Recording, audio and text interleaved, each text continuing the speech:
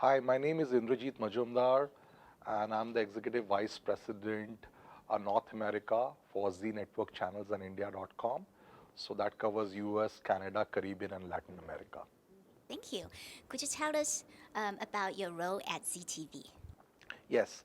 So my role at ZTV is overseeing and driving the revenues for the network, our television network, and our digital network across North America in US, Canada, and Caribbean.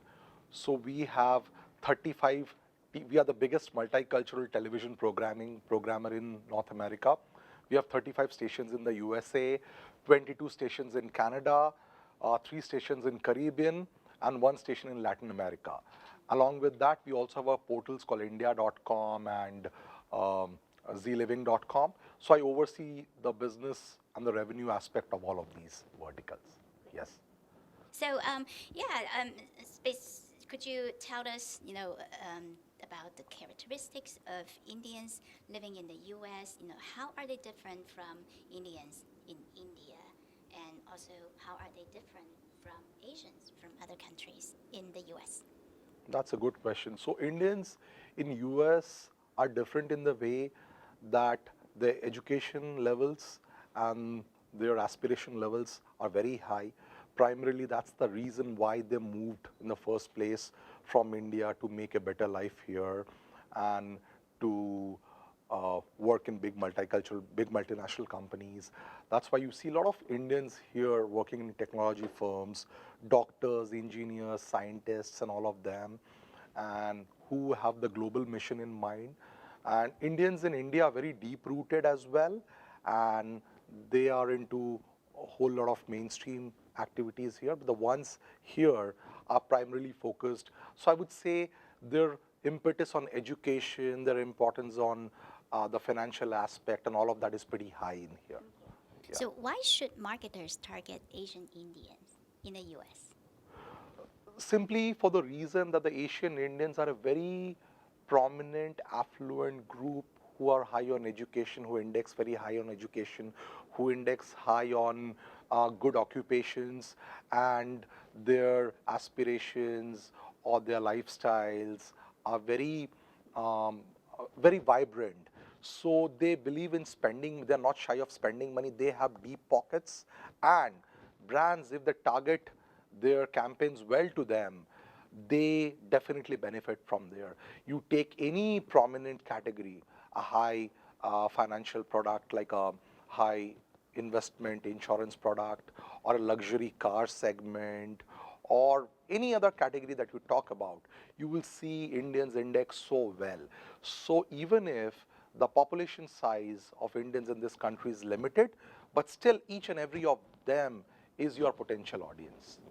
Okay, so when it comes to marketing products and services to Asian Indians, what are some of the approaches that work particularly well, if a brand wants to engage Asian Indians?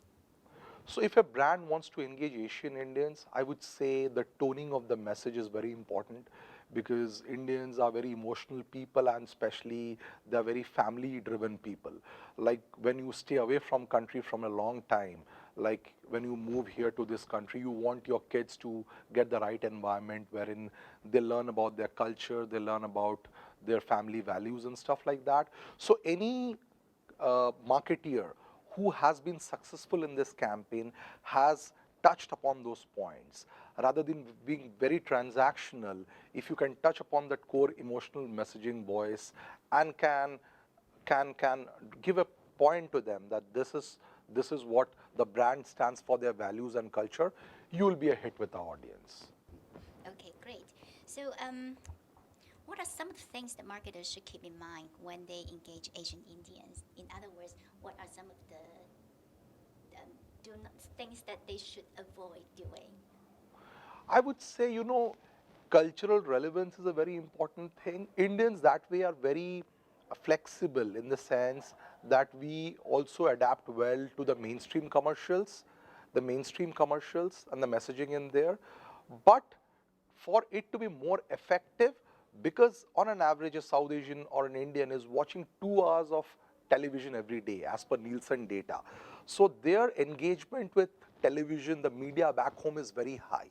And what that means is that they relate to the messaging, they relate to the programming that is coming from the subcontinent. So any client who wants to get into that segment and can tap the cultural relevance thing in mind, maybe have a commercial in language, an in-language commercial would be very good. But even if you do not have an in-language commercial, still your core values are right and you have a right messaging to give to your audience, that works very well. Do you want me to give some examples? Maybe I can give some examples. For example, St. Jude's Cancer Research Hospital, they are one of our key partners in this segment, and we've partnered them, and we are thankful for them to give us that opportunity to be the window to the South Asian community. Now, in the phase one, the commercial that they ran on our network, or the messaging ran, was a general market commercial about talking about, kids suffering from cancer and the institute coming and supporting them fight that. It worked very well. The reason being, our people being very emotional and family-driven people could relate to that messaging, and they responded to that campaign with good donations. And now in the second phase, St. Jude wants to go a step closer to the audience. So now we are working on in-language commercial, in-language messaging. So I'm saying that is going to amplify the effect even more. So for any brand wanting to come, in phase one, maybe you can just test the market with whatever you have, or you can maybe do something relevant. In phase two, you should definitely have something more deeper for the audience. Great. So a lot of the marketers, they have this perception that Asian Indians, they speak English, and they were just wondering, whether mainstream general market advertising, what they have will be sufficient enough to reach Asian Indians. So what do you have to say about that? I would say it's not completely correct. The reason is, of course, Iris, as I saw in your media consumption study presentation, as you rightly said, I would highlight the same points from there.